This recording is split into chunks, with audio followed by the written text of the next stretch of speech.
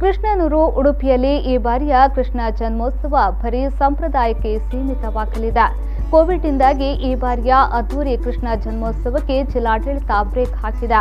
ಕಡೆಗೂಲು ಕೃಷ್ಣನ ಊರು ಉಡುಪಿಯಲ್ಲಿ ಈ ಬಾರಿಯ ಕೃಷ್ಣ ಜನ್ಮೋತ್ಸವ ಈ ಹಿಂದಿನಂತೆ ಇರೋದಿಲ್ಲ.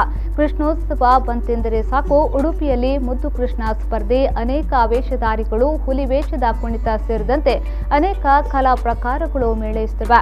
ಕೃಷ್ಣ ಮಠ ಕೂಡ ಅದ್ದೂರಿಯಾಗಿ ಕೃಷ್ಣ ಜನ್ಮೋತ್ಸವವನ್ನ ಮಾಡಲು ಸಕಲ ಸಿದ್ಧತೆಯಲ್ಲಿ ತೊಡಗಿಕೊಳ್ಳುತ್ತದೆ.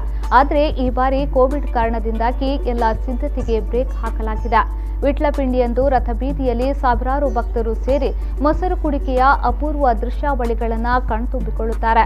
ಆದರೆ ಈ ಬಾರಿಯ ವಿಟ್ಲಪಿಂಡಿ ಉತ್ಸವ ಬರೀ ಸಂಪ್ರದಾಯಕ್ಕೆ ಸೀಮಿತವಾಗಲಿದೆ.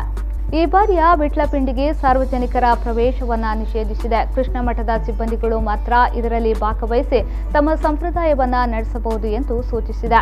ಇದು ಕೃಷ್ಣ ಭಕ್ತರಲ್ಲಿ ಆಘಾತ ಉಂಟು ಮಾಡಿದ್ದು ನಿರಾಸೆಗೆ ಕಾರಣವಾಗಿದೆ.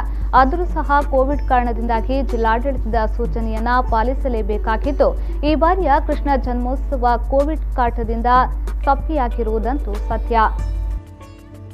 ಪರ್ಮಿಷನ್ ಕೊಂಡು ಮಲ್ಪೊಲಿ ಒಂತೆಂಟು ಜನ ಸೇರ್ಲಕ್ಕ, ಒಂದು 50 ಜನ ಸೇರ್ಲಕ್ಕ ಮಲ್ಪುಂಡ ಉಡುಪಿ ಎಡ್ಡೆ ರೈಸ್ ಉಂಡು ಕೃಷ್ಣ ಪದಿಯ ಎಲ್ಲಂಜಿ 11 ತಾರೀಕು ದಿನ ಕೃಷ್ಣನ ಅಷ್ಟಮಿಗೂ ಎಡ್ಡೆ ಒಂದು ಉದ್ದಾರ ಮಲ್ಪುಂಡು ಮುಂಚೆ ಅದು ಡಿಸಿಲ ನೆಕ್ಕೊಂಚಿರು ಸಪೋರ್ಟ್ ಮಲ್ತಾಗ ಒಂಜಿ ಅಷ್ಟಮಿನ ಒಂಜಿ ಎಡ್ಡೆ ರೀತಿಲಕ್ಕ ಮಲ್ಪುಲಕ್ಕನೆ ಮಲ್ಪ ವರ್ಷ ಇಡೀ ಹಾಪಿನ ಅಂತ ಒಂದು ಬಟ್ಟಿ 1000 ಜನ ತಗೊಂಡ ತುಂಬ ಲಕ್ಷಗಟ್ಟಲೆ ಜನ ಸೇರು ನಿಂತರೆ ಜನ ಕಮ್ಮಿ ಸೇರಲಕ್ಕ ಮಲ್ತು ಎಡ್ಡೆ ರೀತಿ ಒಂಜಿ ಈ ಸರ್ತಿ ಶ್ರೀಕೃಷ್ಣ ಅಷ್ಟಮಿ ಮಲ್ಪೇರೆ ಮಲ್ಪೋಡು ಬಂದದ್ದು ಡಿ ಸಿಗೆ ಅಂಗಲ್ಲೇ ಕೂಡ ಮನವಿ ಕೊಟ್ಕೊಂಡು ಡಿ ಸಿ ಮಲ್ಪೋಡು ಮನಸ್ಸು ಮಲ್ತು ನಾವು ಆಂಜನೇಯ ಸ್ವಾಮಿಲು ಇತ್ತಿದ ಪರ್ಯಾಯ ಸ್ವಾಮಿ ಇಲ್ಲ ಅವೇನು ಅಲ್ಲ ಮನಸ್ಸು ಮಲ್ತದ್ದು ಒಂದು ದಿನದ ಮಟ್ಟ ಶ್ರೀಕೃಷ್ಣ ಮಠಲ್ಲ ಒಪ್ಪಲ್ ಮಲ್ತು ಗೊತ್ತಿಲ್ಲ ಮಲ್ಪೋಡು ಜನಕ್ಕೂ